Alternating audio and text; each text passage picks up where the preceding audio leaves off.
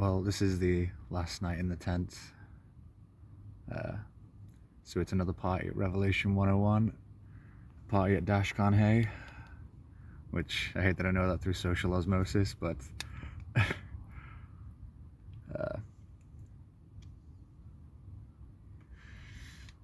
just made a little checklist of things I want to talk about. So my plan is to be here, do this last video. I'll go back to the house that I'm staying at now, or that I stayed at last night, upload the video, and then come back here and just spend the rest of the night by myself. A few drinks, 1,000 cigarettes, I'm sure. I specifically wanted to make this video just to put a close to this chapter of my life. I think I've just tried to put a close to another chapter of it as well, but yeah, so last night my plan is I stay here tonight and I go home tomorrow, which coincidentally just happens to be Halloween on my last day, the day when the spirits of the dead come back to life.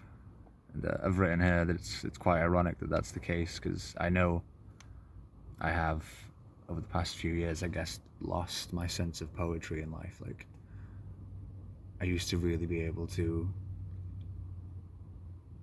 not put a spin, but perceive things and just turn them into something a lot more magical, which I think was why people would always remain close to me, because it was something completely different from any life or any words that another human being would give you.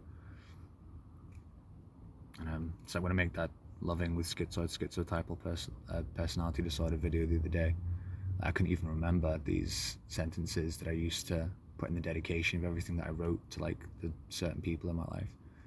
So I mean, like, my sense of poetry, that side of me, is just like, it's vanished for quite a long time. Not to blame it on the QA and not at all, but when that became a thing and kind of the focal point of my life, and I effectively but made that my mission, it's, I suppose, the hive mind, as they call it. It kind of becomes sink or swim for your personality traits or the greater things about you. And it is one of the very few things in my life that I ever actually succumbed to, in the sense that I let it affect me as opposed to the other way around. And it really should have been the other way around. And it definitely was. Like, I noticed a fair few changes from other people on the board that would start speaking with like my mannerisms or the way that I would type. And again, it is a hive mind, it's a collection of things. As far as that sinking or swimming thing goes, this experience, like being homeless for 5 months, 6 months, 5 months, really taught me a lot about myself. Like, I was going through this, not severe, but this period of like maladjustment, knowing that I was going to be leaving this tent, because this tent has become me. Like, as that saying, wherever I lay my hat, that's my home. And this is where I was laying my hat. And like, as it stands right now, it's harder for me to imagine going back to my home and leaving the tent than it was leaving the hotel and having to come and live in the tent, like, which I'd never done before. Like, I didn't know what to expect exactly. It's harder for me to leave this tent than it is to go and have a safe place to live. Because again, this encapsulates everything that I've been doing. Like, I mean, I was fighting that, as I noticed just the other day. Like, I was rechecking my emails because I had to send some to a lawyer, a second lawyer, nothing to do with the Paluche. This is to do with the housing officer who was just absolutely negligent in dealing with me. And I noticed, like, the day after I was released from detainment, I was immediately on the police's ass about their breaches of basic human rights, all the laws that they'd broken when they were dealing with me. I was immediately on it. Like, I wasn't even concerned about being homeless, despite the fact that I was homeless and I needed a place to stay. Like, I jumped right onto that, and that became like the focal point of everything that I did, including when I was at the hotel. But then even being in this tent, like, I very much persisted with that.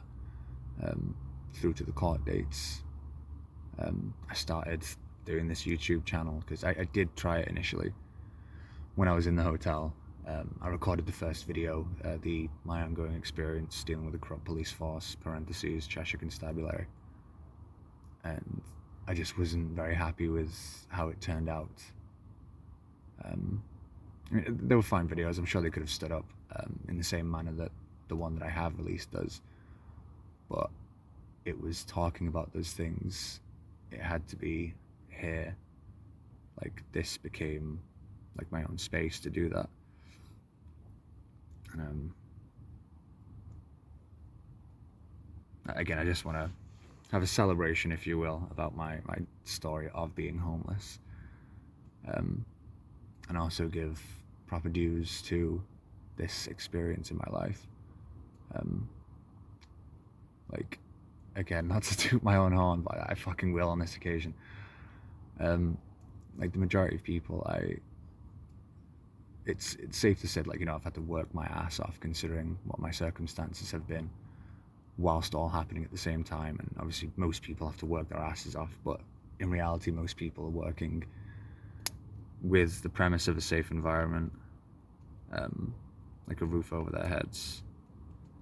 Fucking broke this pen. Roof over their heads, and the work that they're doing is like 9 to 5. They're, you know, working a till, they're stacking shelves, whatever it is. They get a stable paycheck like every week or every month. Like, I was having to, and still am, fighting police corruption, contacting the MP's office, getting them to work with me, fulfilling all these necessary deeds that I had to do regarding my homeless situation, still helping anyone and everyone,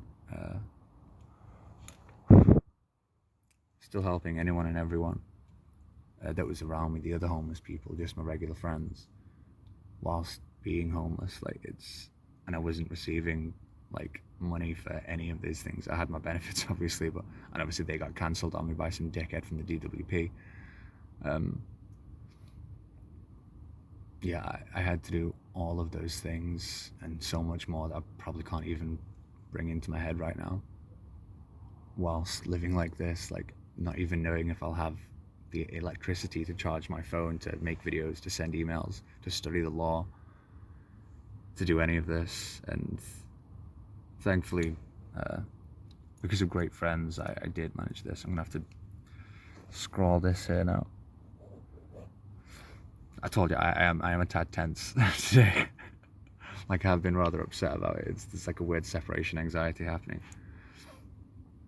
And just another point, like my tent, obviously my other one, my first one, this is the third, was broken into. And like, that's, I mean, you have like no walls. This is just like material.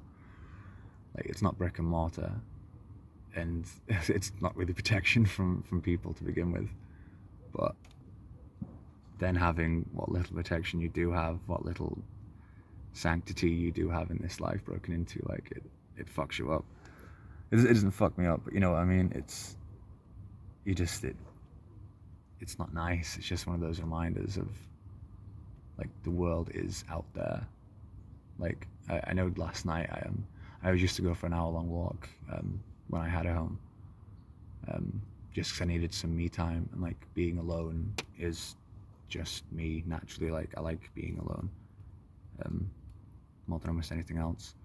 So I'd always go for like an hour-long walk at night, and then I'd sit down under the stars and just watch the night sky for an hour to an hour and a half each night, even during the fucking freezing cold winter as well. Like, this is how much it meant to me, and just think about things.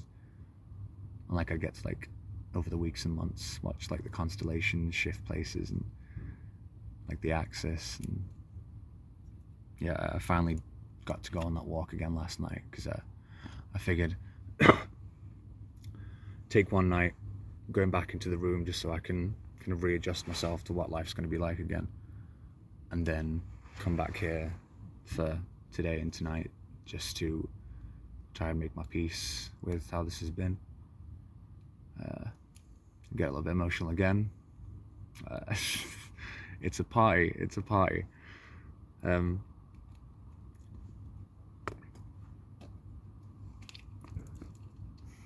This place where I had set up the tent as well. I used to come out with my camera, my fancy ass camera, and take pictures of nature, and just to be in nature as well. And this one particular spot, I found it one day, and I believe it was like during the winter months. So it's like there were no leaves on the ground, like all the trees were bare. And I do believe I have a picture of it, but I think it's on my fancy camera, which means I don't know whether I'll be able to edit it into this ahead of time. But I may still have a picture on my phone from it. And yeah, I stumbled across it, and there was just something so like majestic about it. It was like one of those things where almost like the hand of God, it just like places itself on the ground in front of you and just says, like, come here. So yeah, just like the sunlight just breaking through the branches, like cascading down, and like picking up like a slight aura, a slight mist in the air. Like it stuck with me so much, to the point where when I was going to set my tent up, like this was the place that I'd effectively been told about ahead of time, to say this is your area, this is your home. And so yeah, I mean I did set the tent up here.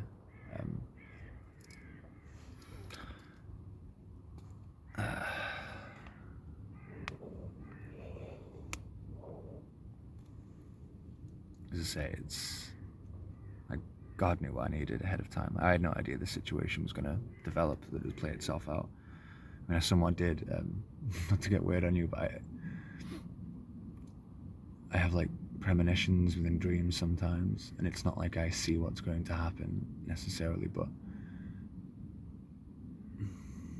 this would have to be a video for a whole different time. But there are other things in this world that very much can connect to us or with us in dreams. And I had this one time where I was sat on the field where I was again last night after my walk, like looking at the stars, and I'd had quite a few dreams there recently, like spaceships breaking through the clouds and just focusing its lights on me. And I believe it may have actually been in that same dream. I think after the spaceship went away, there was just some guy that was sat there with me, and he was just like talking to me about some things. And then I just remember that the one line that he says to me was, like, they're coming, right?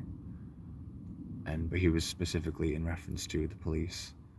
And then lo and behold, in the dream, yeah, the 2 police officers do arrive, and on the field where I am with this guy, the guy was smoking weed, and the police officers are like, we can smell weed. And I just turned to the rest, I got nothing. And then the dream cuts off, the dream ends.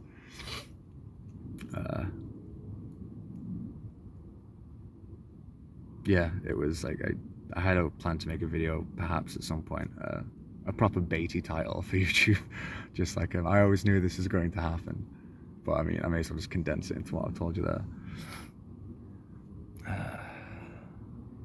I did when I sat down in the field yesterday as well. Like, I always collect things for this journal that I have, that I write my dreams, and I'll show it to you. It's like, it's a fucking nice ass book. So it has like, if I'm ever like out thinking and like I have a really poignant thought, and like I kind of ask for acknowledgement from the universe, like if that needs to be taken on board, or if it's just a stupid thought or what have you, or it's kind of like, are you trying to communicate with me? Excuse this part of the topic, got a bit fucking squashed and dirty. Look at it from this side.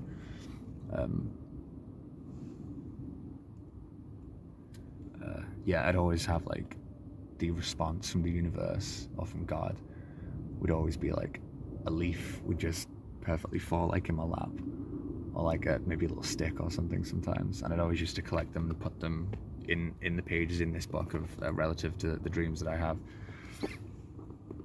And last night when I sat down on that field, which is probably the easiest I've had it out of the day, like I did feel a bit awkward being home, I sat down in what used to be my usual spot, and no word of a lie, there was a fucking bent tent peg right next to me on the floor. And this isn't a field where you'd ever set up a tent, like it's not private enough for that kind of shit. And yeah, it was just like picking it up made me laugh, made me smile a bit. Considering, as they say, separation anxiety from my current situation. And it was just kind of like that message from the universe, just the tent peg being bent, like you don't need it anymore, you can't, not that you can't use this, but like you don't need to use it anymore.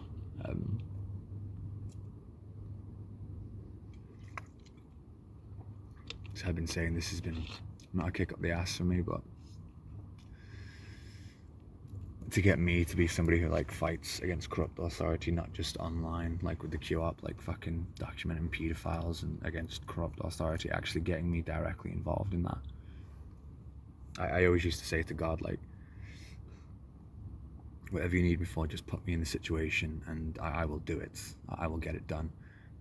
I'll bitch about it the entire time, but I'll fucking get it done.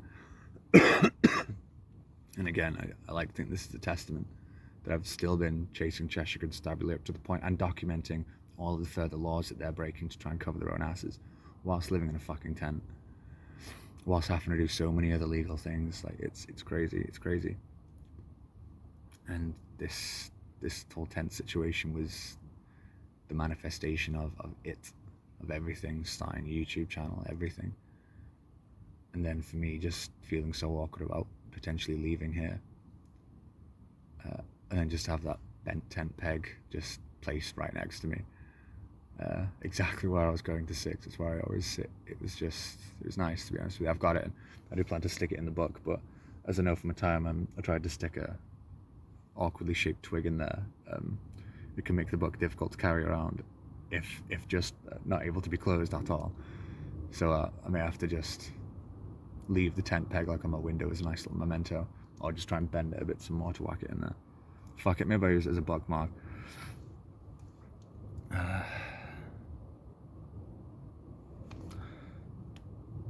Just a quick note, just because I do want to acknowledge the notes that I've made, to put into perspective what the transition was kind of like.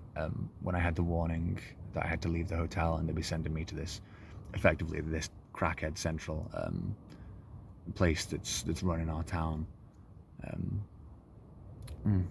I don't actually know if I can justify that, because I'm saying the transition.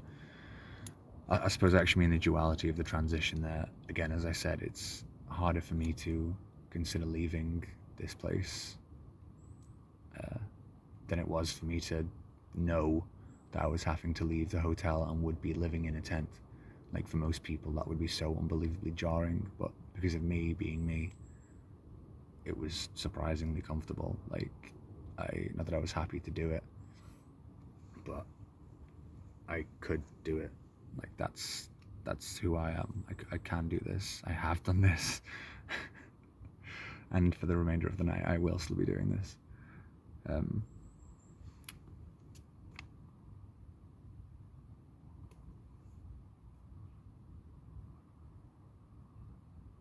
Yeah, on my walk last night, it was just like being in nature, including like this.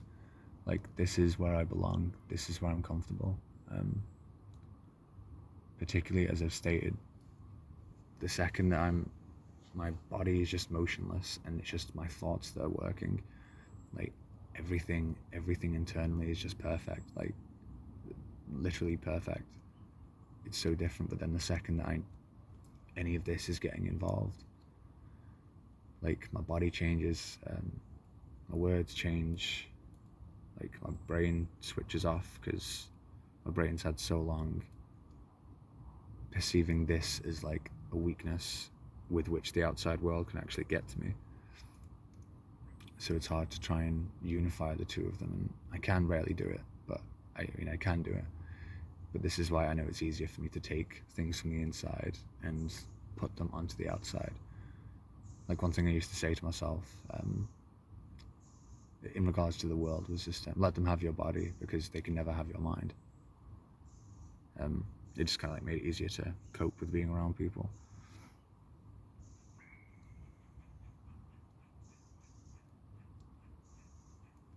yeah, as far as this goes as well. Part of the and I still did all of this was the so like living here, like I've been drinking most days because I've been with a friend and we just enjoy a drink. Like I've also been like hopped up on painkillers some days because sleeping in the first tent that I didn't have like a proper mat like this. It was a camping mat, but it just for like those kind of thick, thin tree roots that are just at ground level underneath the dirt. Like they'd be cutting into my back and my legs like all fucking night. And I couldn't move the tent because the tent didn't come with poles or a tarp, but they didn't tell me that when I bought it at the charity shop. But thankfully I'd spent the 2 months when I was at the hotel presuming that this was going to be the situation and thusly prepared myself for it. Toolkit, paracord. Even one nice guy I'll give credit to was on my last day, when I actually left the hotel on that day, I was just doing like my last whip around town just to see if there's any final things I needed. And I went to this camping shop and I picked myself up I thought it was there, I've obviously put it back in my bag. Picked up this water bottle that has like a filter within it because my presumption would be if I wasn't camping here, because this is a bit more, people do come here, like dog walkers come here in my view. Some kids used to come and smoke weed, but they've seen me once in the other tent holding a hammer and they never returned. Where I originally presumed I may have to set up my tent, I thought my option for having water would be to drink out of the River Mersey. So I made sure that I got myself a water bottle with like a 2 months long filter, so should I have to drink water out of the River Mersey, I could at least filter it of like germs and bacteria, or 99.9% is that the bottle decided to dictate to me. And I also got like some, I believe the iodine pills that would purify the water for you. And the guy who did that, because I had to like double check with him just about some certain things regarding them. He asked me, oh, well, where are you camping out? And I leveled with him. I was like, I'm not actually, I'm going to be homeless starting tonight. And this is just in case I have to go drink out of the River Mersey. We had like a little short, brief talk. He asked me, is there nowhere else I can go? And I said, well, they did offer me James Lee House. And he immediately just said to me, I wouldn't wish that on my worst enemy. And like, he was so nice to me, the guy, that he ended up, he must have been like the manager or something, but he ended up giving me the iodine pills and the filtered bottle for £4 each. Like, managed to do his thing at employee discount, or if he's the manager, he can just like dictate it to be stock price. And like, he did that for me. That was so fucking nice. I owe that guy such a muffin basket. I owe quite a few people a muffin basket. Good friends I had written here, but I've crossed it out already for some reason. Like I couldn't have done the past 5 or 6 months of my life without two very, very good friends. Who, again, I'm honored to be their friend. I hope I've helped them in some regard. Not that I would ever want to be immodest and presume that, but I do know I have. Yeah, and it's also been nice, like, strengthening those friendships over this situation as well. Like, they've helped me more than, I mean, sometimes, like, the first night when I knew I was going to be homeless, and I only just found out at that time that there were no poles to the tent. Like, I knew I'd have to string it up with paracord, but just the sudden, like, hit of that being the case just really, like, knocked me back. And thankfully these two friends just pretty much set the tent up for me while I was just kind of like pacing and thinking. And yeah,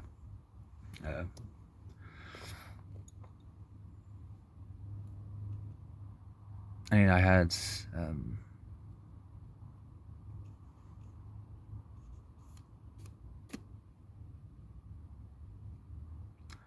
I will say, whilst I was still living in the hotel, I'll try and get on to the actual story now. Whilst I was still living in the hotel, I know like the staff were kind of sus with me at first, because I know to some people I can just look like especially like the way I dress, like with the hat and everything. Like I usually dress like this more often than the way you see me dressed in my videos. That's the only reason I don't get to dress in like the, not favorite clothes, but clothes that I feel comfortable in. Again, it's all like a projection for the outside world. I can just look like I'm bad news, or like I'm a bad egg. And some people don't see that. They absolutely know like I'm a nice guy and they want to talk to me. They're interested. But I know that the hotel staff, like the manager at first, thinking I was homeless, like they were expecting some terrible shit from me. And then it turned into complete opposite. Like by the end, they absolutely loved me. As I said, got them a thing like chocolates and fudge at the end. So thank you for the hospitality. God bless. Because it did mean a lot to me. That hotel as well, I have to say, like considering being homeless, like there were spice heads all over that hotel. Like one of them was passed out outside my door one day, and I had to fucking hoof him up and help him into his room. And then I had to do the same thing again 2 days later, and then he got kicked out.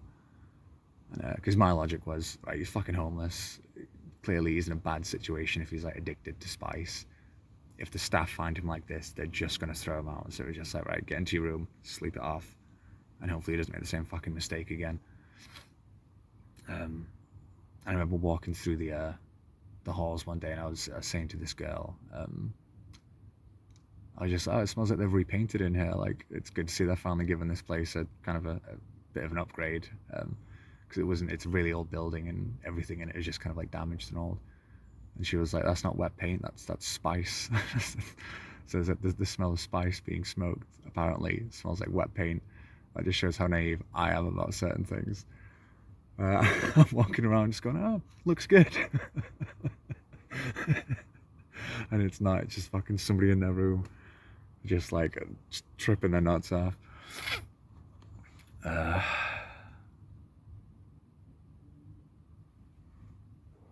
and at that hotel as well, again, God bless them, but the room that I had, the shower was broken in it.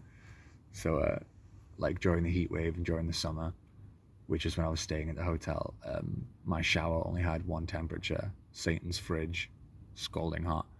And it would only be scalding hot. So like I'd come in back into the hotel, just sweating my dick off, go and get a shower, come out 5 minutes later, sweating even worse because the water was boiling. And like they tried to order replacement parts, and they said, right, we can either leave the hot water on or we can just turn it off completely. So I can either have ice cold water or scalding hot water. In the heat wave, naturally, I went for ice cold water.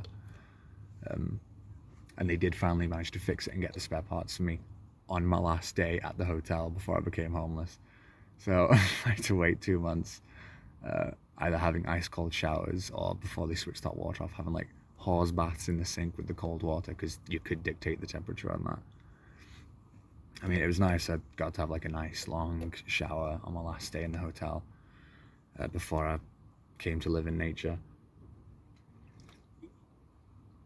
But it's just, I mean, the circumstances again, I suppose them things as well, it's just kind of like, be thankful for what you've got.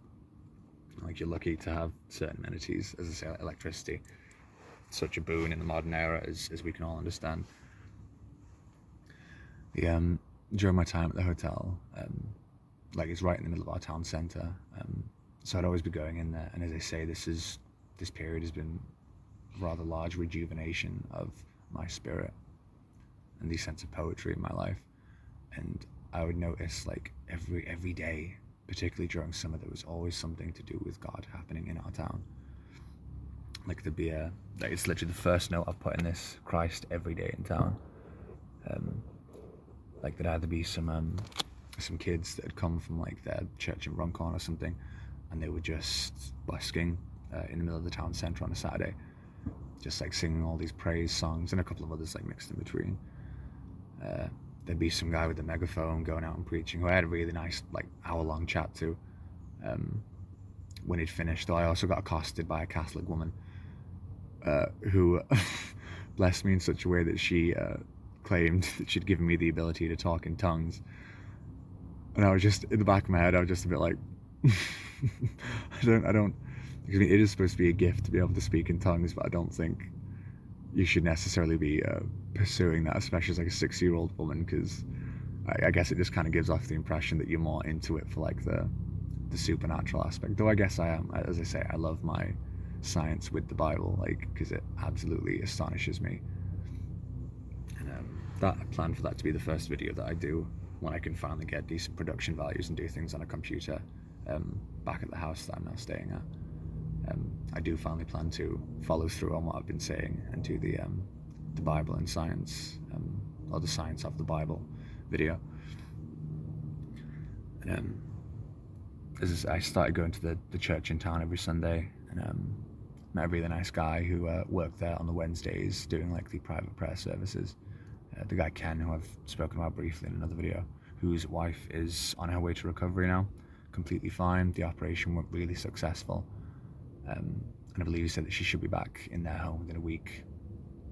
And I said, like, I'm taking you two out to lunch when she feels better, because I do technically owe him a lunch as well. He took me for a lunch. But I can't remember exactly where I saw it, but there was this one thing when I was in town that just said, it may have actually been a billboard in the smoking area of the hotel at one point. And it just said, like, love your summer, or enjoy your summer. And considering what my summer was, like being homeless, beginning to fight police corruption, just everything else, like, just that message just kind of hung with me, stuck with me, as if God, even though it was probably some advertising agency, but it was just as if God was saying, like, enjoy this. Like, obviously it's a shitty situation, but enjoy this. Like, this is your story. This is always going to be a part of you. Like, and I am never going to forget this. This has been important enough to me where it's like I consider it like people I've been in love with,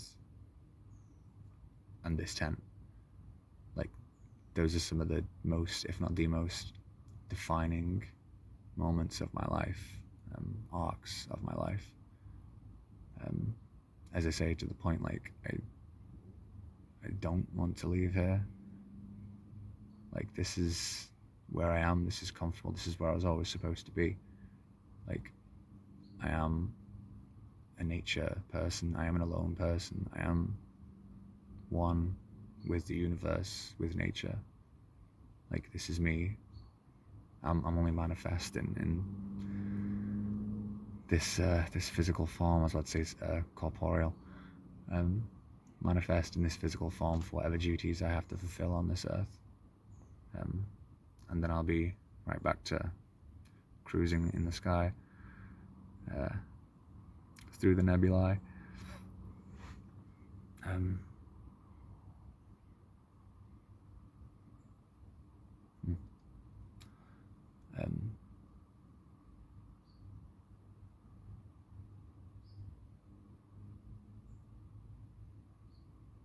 I know as well, back when I was still staying in town, we have these things called the Golden Gates. They're like a monument as you're entering Warrington Town Centre.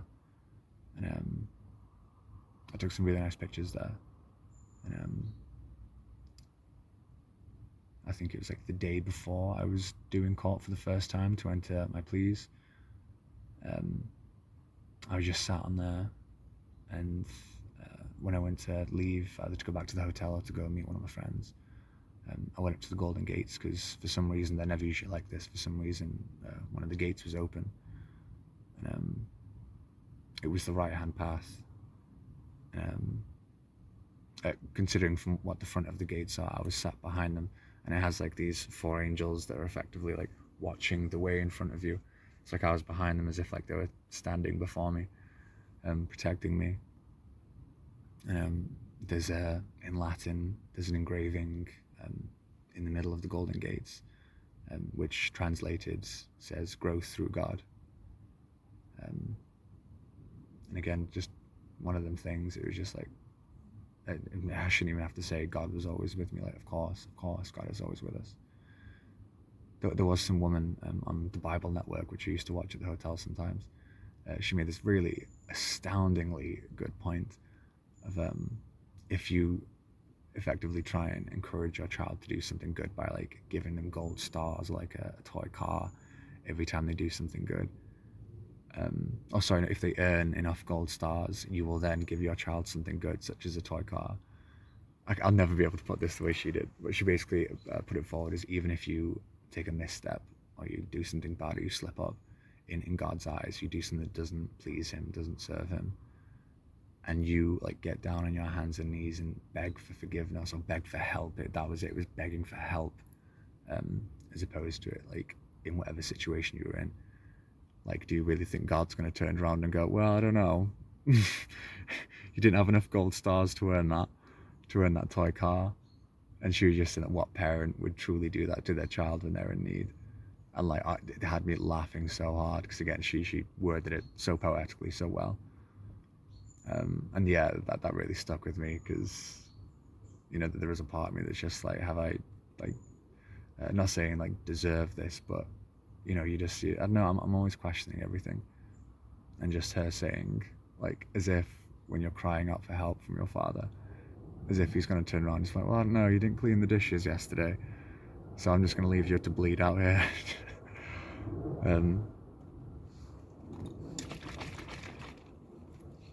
If you wonder why I'm shaking a Mountain Dew, this is vodka and water. I told you it's a fucking party in Revelation 101's tent. I could drink it straight because that used to be my drink of choice. I would say, as I said about the fucking booze and the codeine, like, I only ever used to drink on a Saturday. When I go for my walk, I'd save that as my drinking day. I'd literally a Mountain Dew bottle, fill up to about there with vodka, the rest with water, and then just drink it over the span of 2.5 hours. And yeah, that like completely changed at the hotel just because of the stress of being surrounded by people all the time, and because I wasn't. Again, staff are lovely. Some of the other guests, lovely. Most of them. I mean, I never really had an issue with anybody. There was somebody who threatened to bang me out, not to my face. Didn't know I could hear him, and then never acted on that. So, there was one girl, bless her as well. She, I don't know why I'm going to tell this story. I think because I never told anybody my name to begin with, because again, I'm not a massive people person. But there was this one guy who'd been there like around the same length of time that I had. Like, he insisted on asking me my name when we crossed each other in the stairwell one day. So I told him, and then I knew exactly what was going to happen from that. The next time there's like 4 other people that I see, they all address me by name, because obviously he's told them I'm being discussed, I'm being talked about. And yeah, this one girl, Lisa, she's outside one night in the smoking area with some other guy. She's clearly a bit drunk. I'm having a drink as well. And like, we've spoken briefly. She was actually somebody who I had to come and ask to help me take that spice head into his room, because I thought that they were friends, but it turns out she didn't actually know that guy, but she still helped me, bless her.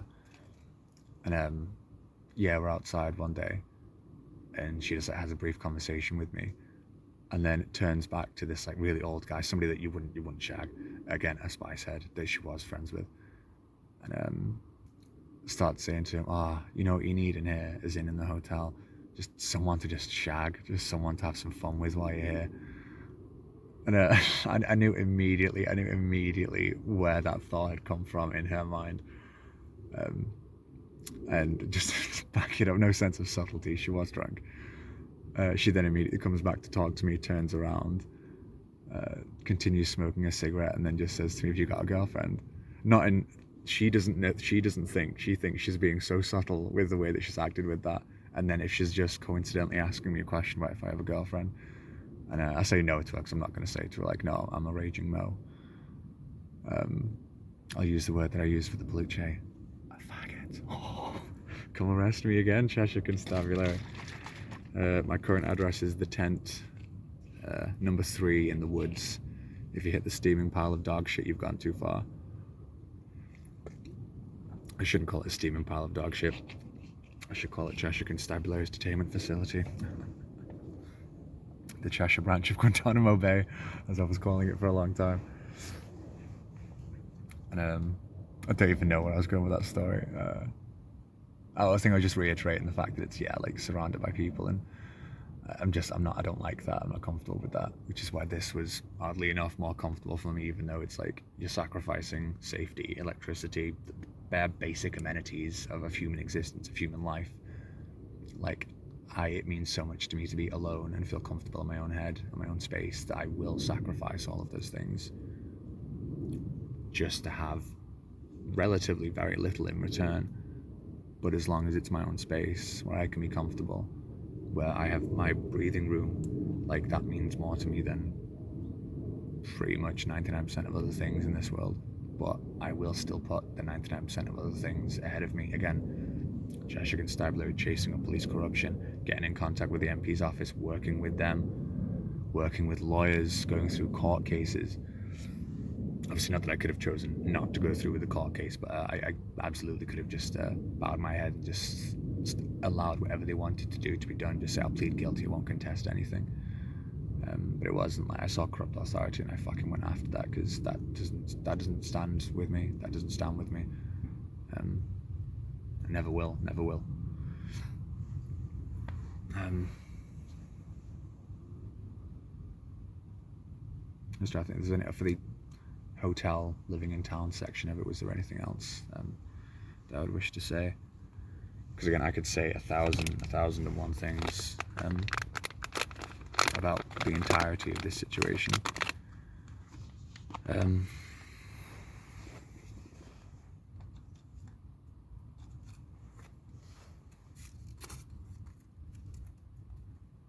Just come across after that. Growth through God.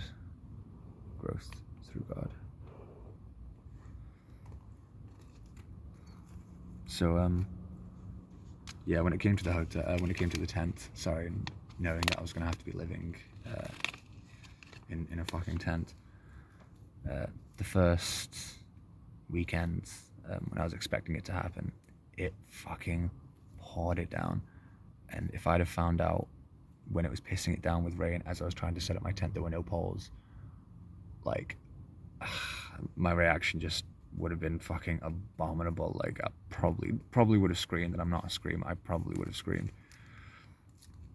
Thankfully, one of those very good friends I was mentioning, her dad just coincidentally happened to move a holiday from the previous week onto that week, so he went away for the weekend. So Friday night, I got to go to that friend's house and stay there until Sunday night or Monday morning. I think it was Sunday night. And it just lashed it down the entire weekend. And just, oh yeah, I mean, again, just one of them things just where God, like, just works things out for you so well. I mean, like, I love the rain. Despite the fact that it flooded that old tent, like, I would still love some nights just waking up to the sound of it, no matter how heavy. And just being at peace with the world. Obviously, it ended up kind of getting so bad that it started off flooding into my tent, and like, you know, mold started growing and everything, and there were like pools of rainwater in every fucking corner. As I say, as far as the actual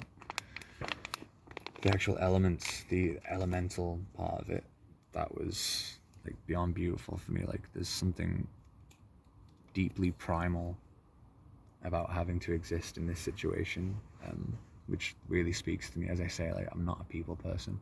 Like, I found the outside world like a very jarring assault on my person, which is also why when I took the walk last night, out of all the places that I usually go, like, I've got one nature spot that I'll go and walk around. Sometimes I'll just walk around like the main roads, and I chose to go with the main road ones because I thought I need to kind of acclimatize myself to the idea of all this noise being back around me, including even just being back in my family home, like with my brother in the next room, because he's not a loud guy. He's like me, kind of prefers things to be quiet. But it's like back when I had my own flat a few years ago, like, because I could hear like the neighbors, like, and I knew that there were people in the walls, people under the floorboards, a lot of bodies. No, I'm kidding. Obviously just neighbors, but because I could hear them, I knew that it meant that they could also hear me, which meant that I never felt like I could be comfortable in my own flat, my own home. But this was different. So I can hear somebody now, but I've kind of gotten used to, there's like a field over there, and there is a path like a bit behind me, and a golf course. But like anybody that used to walk their dog around here, they've kind of like known by now that there is clearly a tent set up here, and when they know it's a homeless person, they think it's like a fucking drug stash thing. They don't tend to come around here anymore.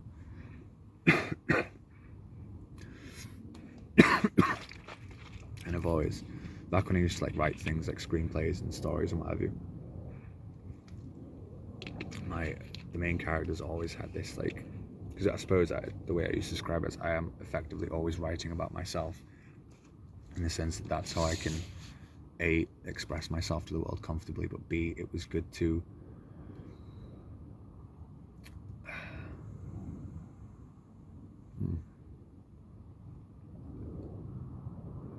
damn, I knew exactly how I was going to word that then. Regardless, I always did it where there was some, like, as I say, like very bestial, animalistic aspect to them, where like they were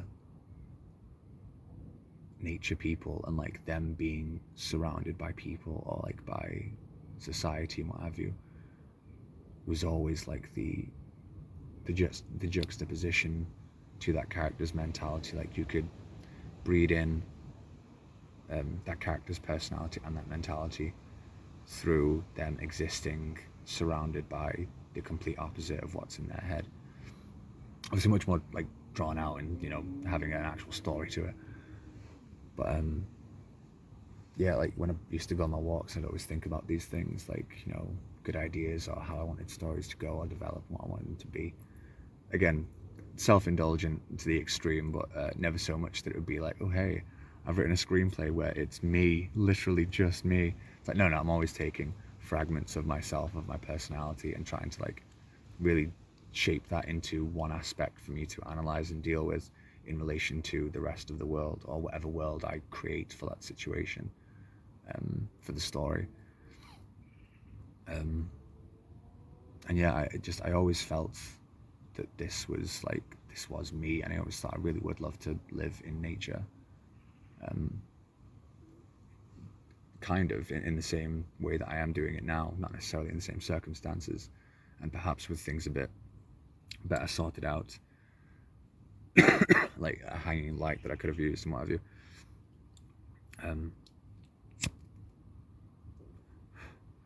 But yeah, as I say, like this has always been a calling for me, and then I've ended up answering that call for one reason or another.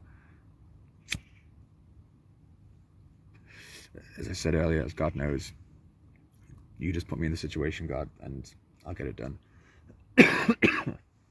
I'll handle it. And I guess this was my time. As it says in the Bible, well, I don't think it says this directly, but this is the case. Jesus came out of the wilderness when he was 31, and then obviously began his ministry for a few years before the crucifixion, before the sacrifice for everyone. And ironically, as far as starting the YouTube channel, finally taking a physical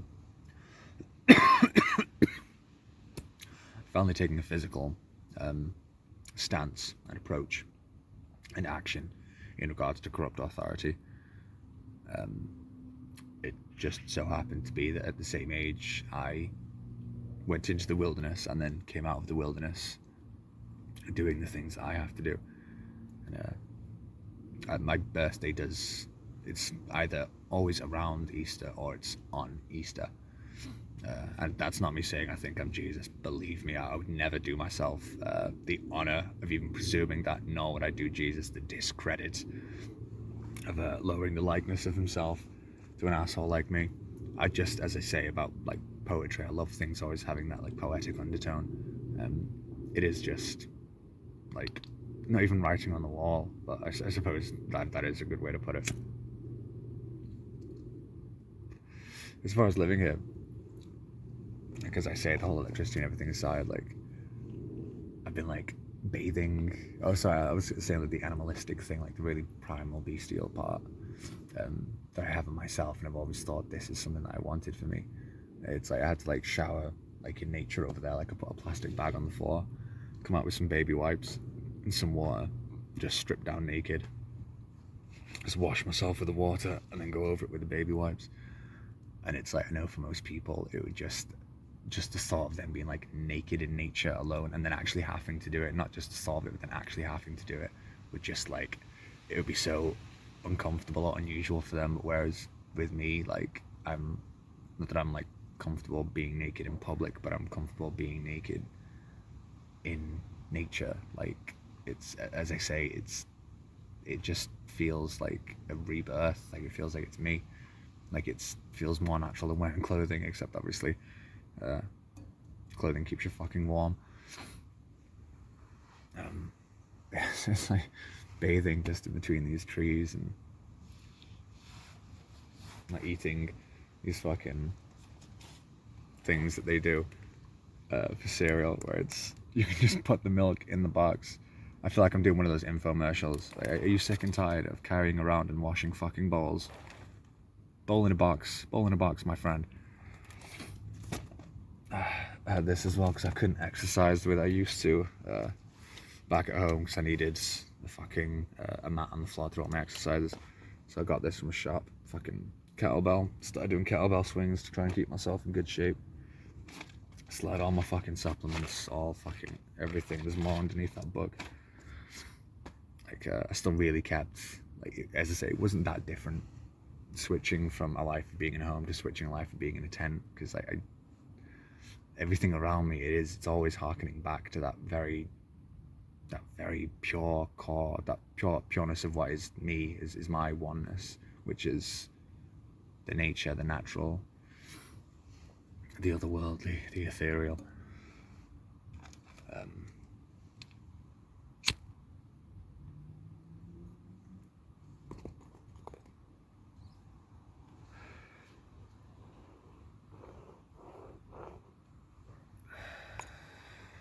Some reason I don't know where I was going to incorporate this, but I've just put production values while homeless, battery, darkness, etc.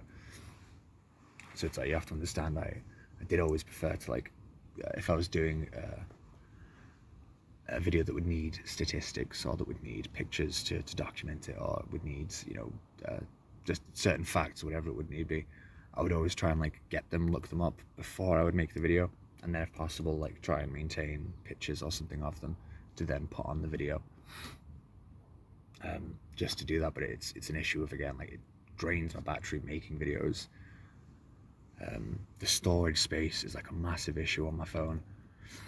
And then it's like dealing, when I was doing videos, like when it was dark, like I used to be able to do candlelight pretty well on my first tent because of the color of the tent, like it reflected the light well. But this one, it's because it's black on the inside, it just absorbs all the light, which means that doing videos in the darkness doesn't quite work as well.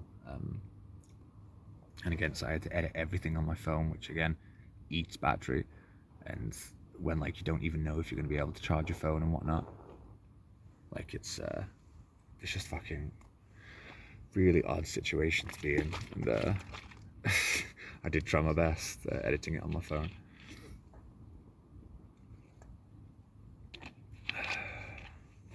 Speaking of nature, I'm just going to take a quick 5-minute break. Alright, I lied. I didn't need a 5-minute break. I just had to urinate. Hence the cigarette's just not changed length. I was just thinking to myself, then I realised probably why the pen broke. It was probably a little message just saying, like, you don't have to bother with your notes, just talk freely, talk openly. Because I feel like that's been the better part of these videos so far. I'm done with my notes anyway, pretty much. There was only one left, which I thought might be a nice one to end on. I suppose I'll say it now and we'll see if I feel like I want that to be the end. So, funnily enough, one of like my earliest memories is me when I was really young, obviously, walking through town, and like my parents, like I always used to make them give me money to give to homeless people that we went past. I think I just really sympathised with the situation. Like I think, to be honest with you, you know what it really would have been? I'm certain it would have been seeing all of these people, all this noise, all this movement, and then there's just the one person sat there still, dirty of course, but just like the one thing out of place, the one thing that almost like didn't belong. But you know what I mean? Again, that juxtaposition, as I was saying. Coming back when I was in town as well, like all the homeless people, not even at the hotel, they didn't know that I was homeless as well when I was just out walking around town. But it would always be the homeless people who would come up to me and like ask me things, and I always think it's for the same reason why people, like, if they see like 30, 50 people in a pub, majoritively it'll be me that they decide to come up to try and talk to. I think I just give off the energy of like I don't want to talk to somebody, which makes people want to come and talk to you. Like they don't realize that that's the way it works, but just like energetically, it's just like magnetizing. Yeah, so even when I was in town, excuse me, like I had like some other homeless people like come up to me and like ask me for money or ask me to get them food. I'm thinking of one guy in particular who I had to help on like 3 separate occasions. Um, and it would be like there would be so many people with presumably well-paying, decent enough jobs. Not that they're obligated to help anybody or do anything they don't want to do with their money, but like when we talk, there'd just be so many other people that just wouldn't acknowledge him, wouldn't give a shit about him, and it's like the only other person that would be somebody else who's like on their ass to the point where like I got a pound bakery one time and he was coming asking for money, and it's just like I really didn't have money to spend, but I'd usually get like 2 pasties, have one then, say one for lunch, and I gave him the one that I was planning to have for lunch. And just yeah, it was just strange because I'd always still be the one who people were relying on, and like the rest of the world who realistically have more than enough comforts in their lives to be able to assist somebody. And again, not that they have to, but they would be the ones who would just they would want to hoard everything for themselves. Like couldn't spare a passing glance to anybody. um but whereas even like on the equivalent of like my deathbed financially, like I'd still do what I could to try and assist somebody who needed help. Because I mean that is, and I don't mean to sound like self-righteous here, but people who know me know like the reason I do most things in life is just because it's the right thing to do. um, and I don't know, I suppose I just always find it more comfortable to overly help people or overly assist people, because the less troubles or issues that they have in their life, the less likely they're going to come and disturb me. So I'm more than happy to like lay my body down, and I suppose in some cases have people mistake it that they can walk over my carcass to try and elevate themselves in life or get to a better position on whatever the case may be. But time and time again, when people have done that, it's still I just rise from the ashes. Like, and people always seem to forget it's not you like being clever enough to do these things to me. It's always me putting myself in that position for the benefit of you. Because as I say, I know some people that is kind of the only way that they can do things in life or they can achieve things in life. But despite that, I would still always be trying to give people the tools where they'll take the, albeit the harder path, but the right path, the right thing to do.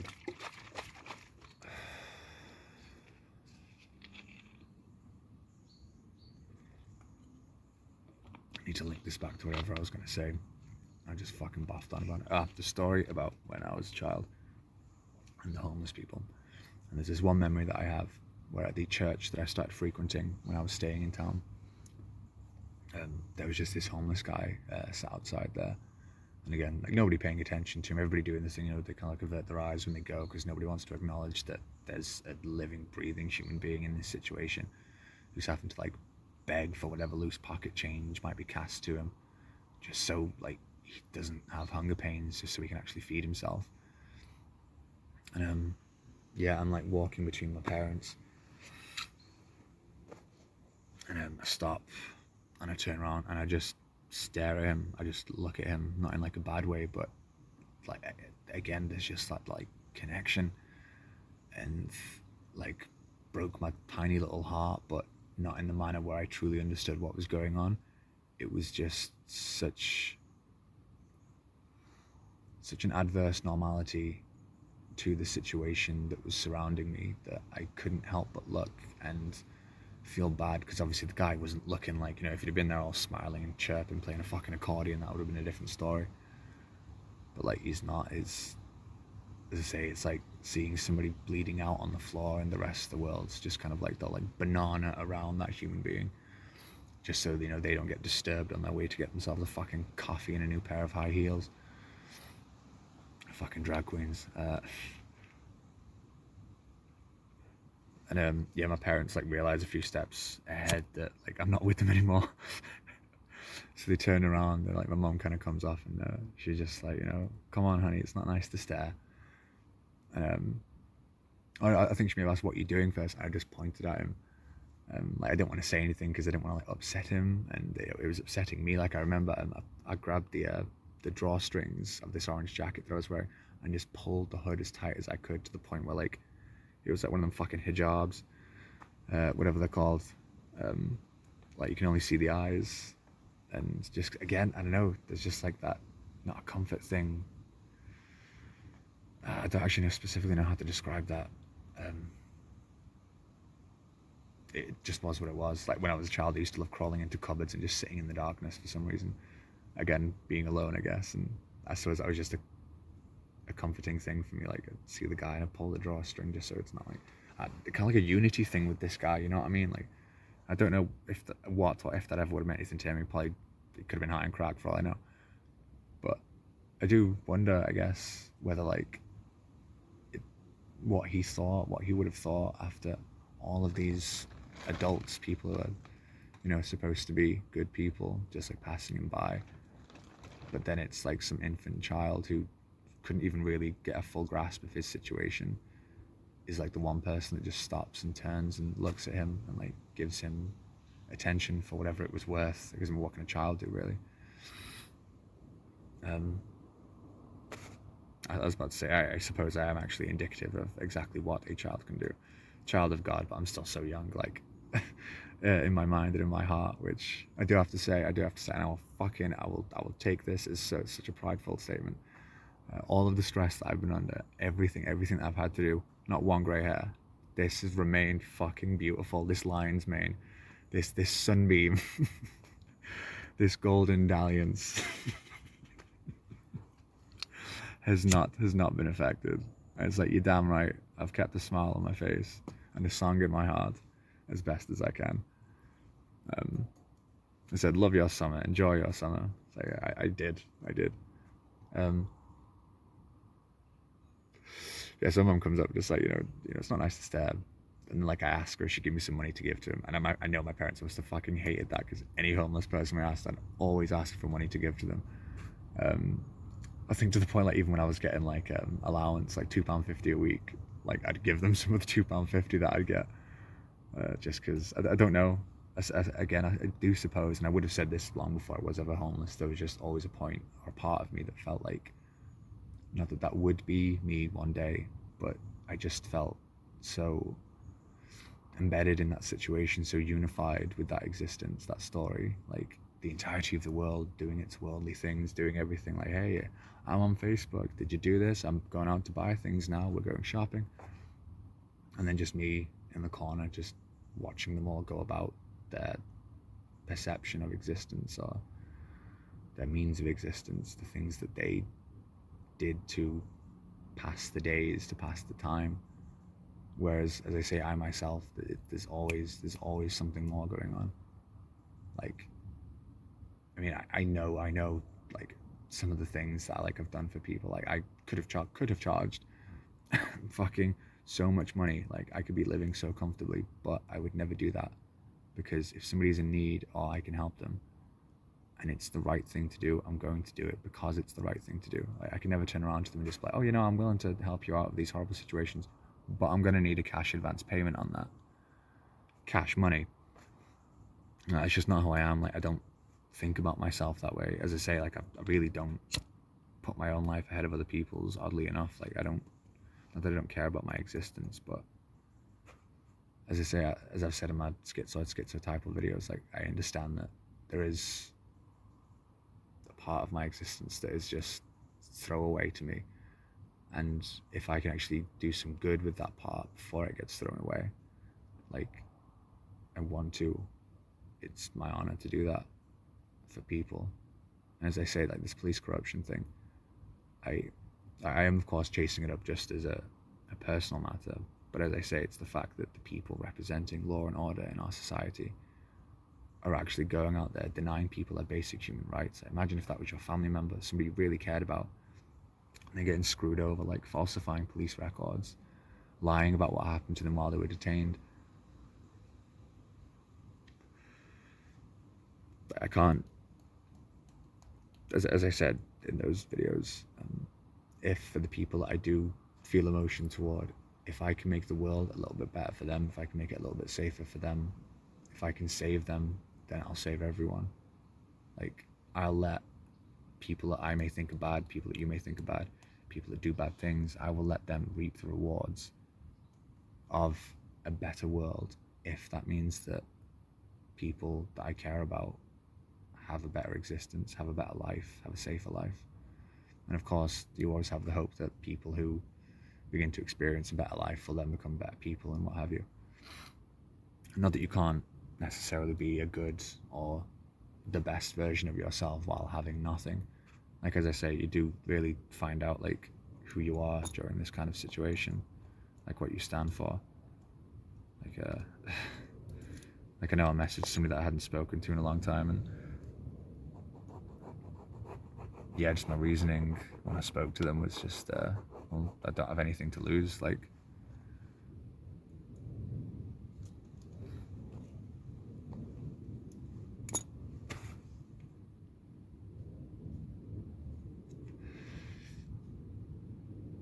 sorry, I was watching this bird over there.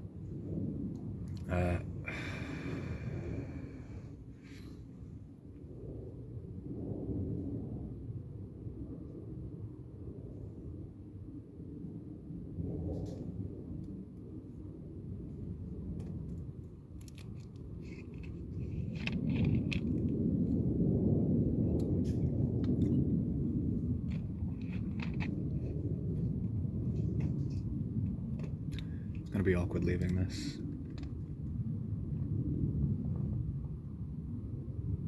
Like, it's overwhelming to think that this isn't gonna be my existence from now on. I mean, everything will still persist. Like, I won't stop this channel, I won't stop chasing up police corruption, I won't stop doing anything, just because I have a roof over my head again. Quite the opposite, actually. As I say, I'll be able to do like good production values. I'll be able to study law on an actual fucking PC as opposed to on my phone. I'd just be doing everything that I am doing, except with the benefits of having electricity, a stable roof, a warm bed. Not that this wasn't nice and warm, like the sleeping bag and my sleeping mat and everything.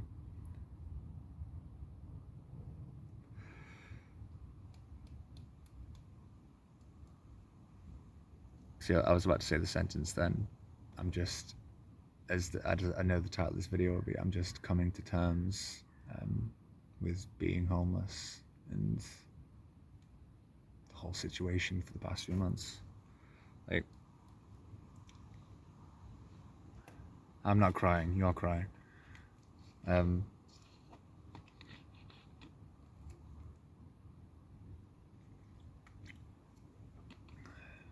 As I say, this meant so much to me. Like, it will always mean so much to me.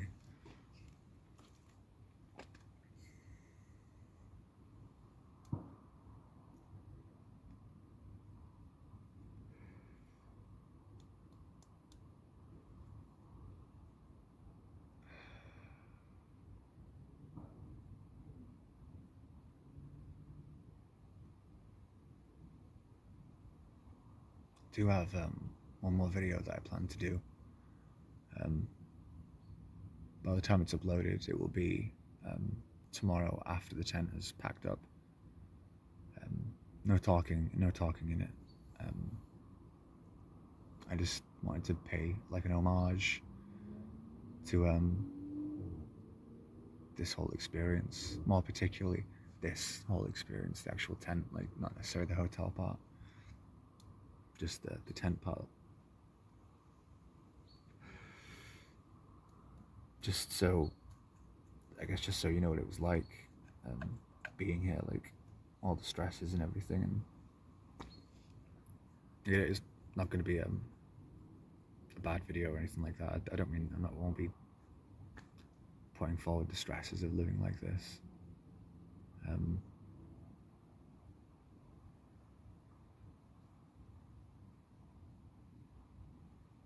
It'll just be to document this really important part of my life. Like, what it was to me. As I say, it is really difficult picturing not being here.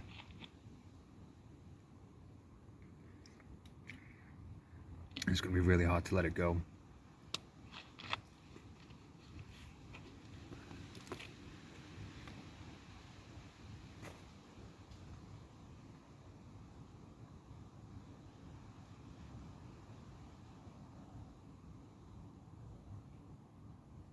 See, because now I want to say I'll let you go and just cut the video off, but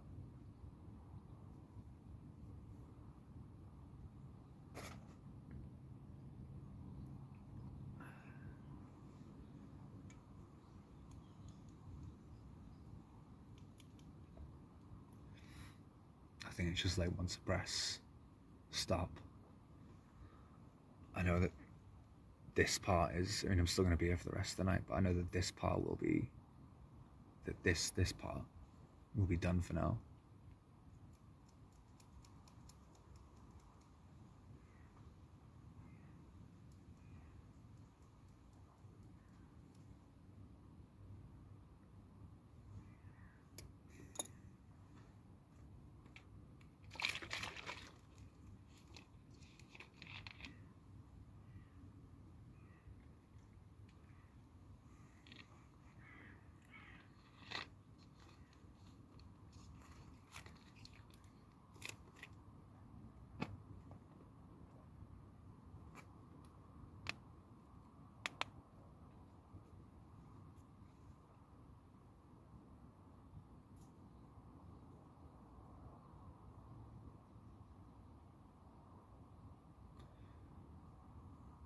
It's just really hard to say goodbye.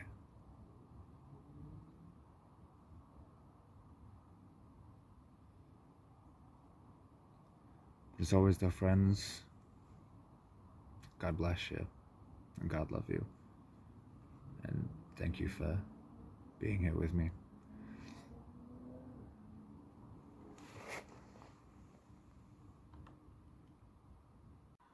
That took years.